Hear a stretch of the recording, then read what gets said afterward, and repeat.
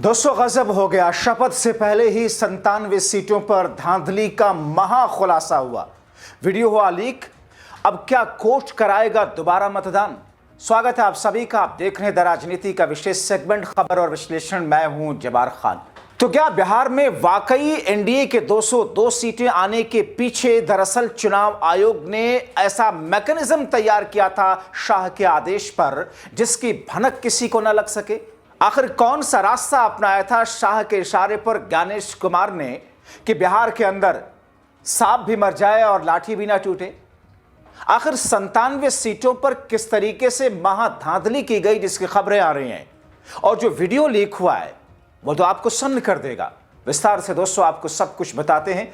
चंद minute मेरे साथ में जरूर बने रहें। दोस्तों, बिहार में नतीजे आने के बाद में बिहार से लेकर के दिल्ली तक खलबली एनडीए के भीतर मची तो है ही है। नीतीश कुमार मोदी और शाह को झटके पर झटका दे रहे हैं, मगर इस बीच में एक ऐसा झटका लगा है शाह और ज्ञानेश को, जिसका असर कोर्ट में क्या दिखेगा ये तो आने वाला दिन तय करेगा। दोस्तों, अभी बिहार में शपथ भी नहीं हुआ और कहते हैं ना कि सिर मुड़ाते ही ओले पड़ना। नीतीश का खेल अभी साइड रख दीजिए और देखिए कि खेला दूसरा कैसे हुआ। दोस्तों, खुलासा करने वाले ने बहुत सनसनीखेज वीडियो लीक किया और कहा जा रहा है कि अब तो कोर्ट में ज्ञानेश बच नहीं पाएंगे और कोर्ट 97 सीटों पर दोबारा से मतदान करा सकता है। अब चूंकि यह कहा जा रहा है कि मामला कोर्ट में पहुंच रहा है और ऐसी स्थिति में 97 सीटों पर दोबारा अगर मतदान हुआ तो फिर आप सोच सकते हैं कि स्थितियां कैसे पलटेंगी। मगर सबसे पहले मैं आपको कुछ फैक्ट और फिगर दिखा देता हूं। क्या पैटर्न अपनाया गया था ज्ञानेश के जरिए, जिसका खुलासा हो रहा है, और उसके बाद में जो वीडियो लीक हुआ वो। सबसे पहले एक बड़े मीडिया हाउस की रिसर्च आपको दिखाता हूं कि कैसे 1,32,00,000 संदेहास्पद वोट डाले गए बिहार के अंदर। अब आप अपने जहन में रखिए कि गुजरात, उत्तर प्रदेश, हरियाणा, दिल्ली, राजस्थान, यानी कि जो परिवहन मंत्रालय है और जो रेल मंत्रालय केंद्र का है, राज्यों के परिवहन मंत्रालय और केंद्र का रेल मंत्रालय, दोनों ने किस तौर पर मोदी शाह के इशारे पर अपने अपने राज्यों से ट्रेनें भर भर करके बसों में लोगों को ठूस ठूस करके बिहार में वोट डालने के लिए भेजा था। सबसे पहले आप रिपोर्टर कलेक्टिव के आंकड़े देखिए। दोस्तों, देश के एक बड़े मीडिया हाउस रिपोर्टर्स कलेक्टिव ने जो रिपोर्ट तैयार की है उसमें बड़े स्तर पर वोट काटे गए और फर्जी वोट किए गए। अब आपको मैं अपना आंकड़ा जल्दी से दिखा देता हूं, कैसे जितने वोट बढ़ाए गए थे उसने खेल कर दिया एसआईआर के अंदर और बीजेपी जीत गई। अब देखिए दोस्तों, इस स्क्रीनशॉट को एक एक करके आप देखते जाइए कैसे भारतीय जनता पार्टी ने एजियाओ में किस तरीके से जीत हासिल की है। यानी कि जो वोट बढ़ाए गए एसआईआर के अंदर इस विधानसभा में, उसका मार्जिन आप देख लीजिए और भारतीय जनता पार्टी की जीत की मार्जिन को देखिए और उसके बाद में अंदाजा लगाइए। यह एजियाओ गांव विधानसभा क्षेत्र का मामला है। विक्ट्री मार्जिन है सिर्फ 95 वोट की और वोट डिलीट किए गए 12,548।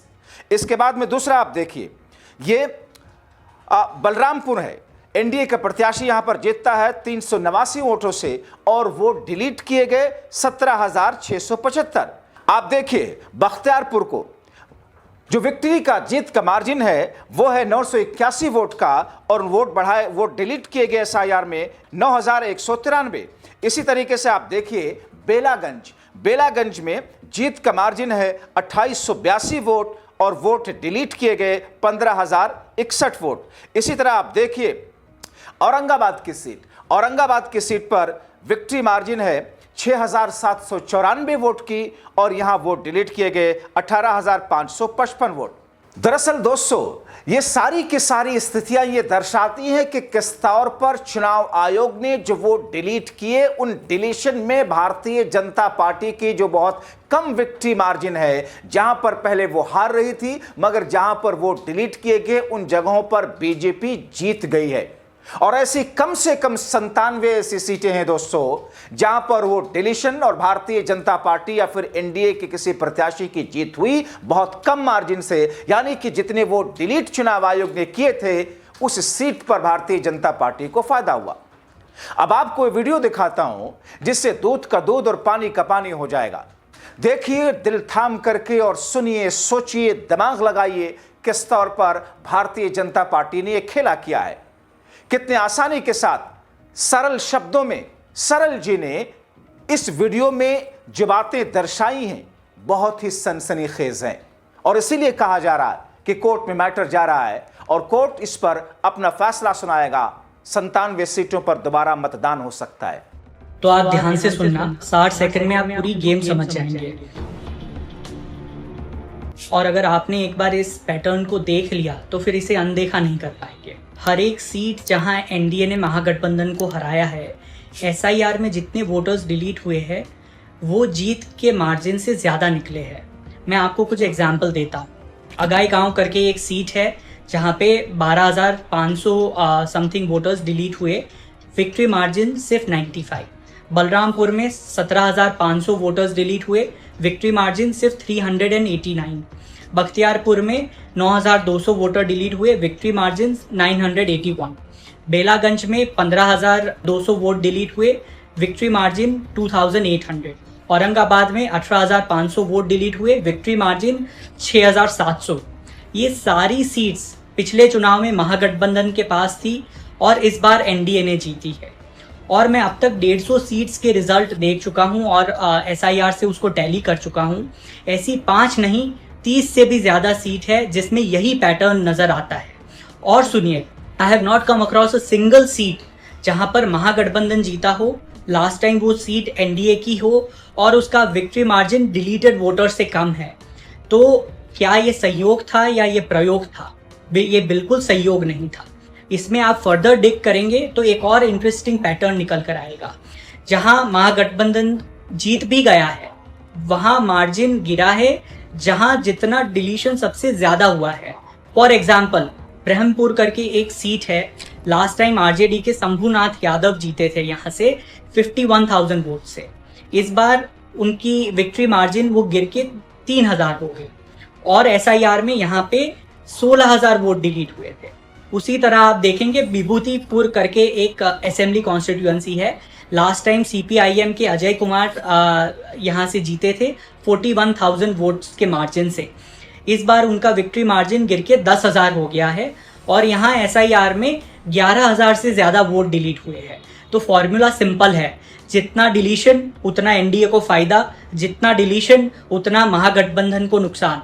तो ये जो हम पहले से कह रहे थे कि ये स्पेशल इंटेंसिव रिवीजन नहीं, ये स्पेशल इंटेंसिव रिगिंग था और ये रिगिंग हमारे सामने आ गया है, जनता के सामने ये पैटर्न आ गई है। अब आप खुद सोचिए कि क्या बिहार में ये चुनाव था या डेटा ड्रिवन वोट चोरी थी? पैटर्न और जवाब आपके सामने है। दोस्तों, आपके सामने ये 2-3 चीजें जो इस वक्त हमने रखी हैं। मैं अगले वीडियो में कुछ और फैक्ट आपके सामने लेकर के आऊंगा, लेकिन इन तमाम चीजों से तर इस बात से कतई नजर कि वोट चोरी हुई, धांधली हुई, लेकिन यह भी एक फैक्ट है कि भारतीय जनता पार्टी ने जिस मैकेनिज्म के साथ में चुनाव लड़ा, उस मैकेनिज्म के साथ में इंडिया गठबंधन चुनाव लड़ने में पूरी तरीके से फेल रहा।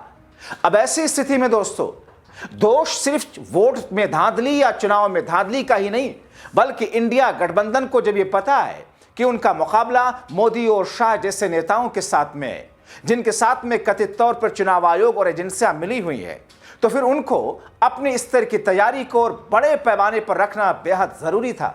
लेकिन क्या कहेंगे आप, जिस वक्त नतीजे आ रहे थे, न जाने कौन से महत्वपूर्ण काम से राहुल गांधी विदेश में बैठे हुए थे, वहां से ट्वीट करते हुए दिखाई दिए। जब अमित शाह बिहार में डेरा डाले हुए थे, तो फिर उस वक्त तक जबकि भारतीय जनता पार्टी की सारी रणनीति बनकर के जमीन पर उतर चुकी थी, उस वक्त तक इंडिया गठबंधन अपनी रणनीतियों को बनाने में ही फंसा हुआ था।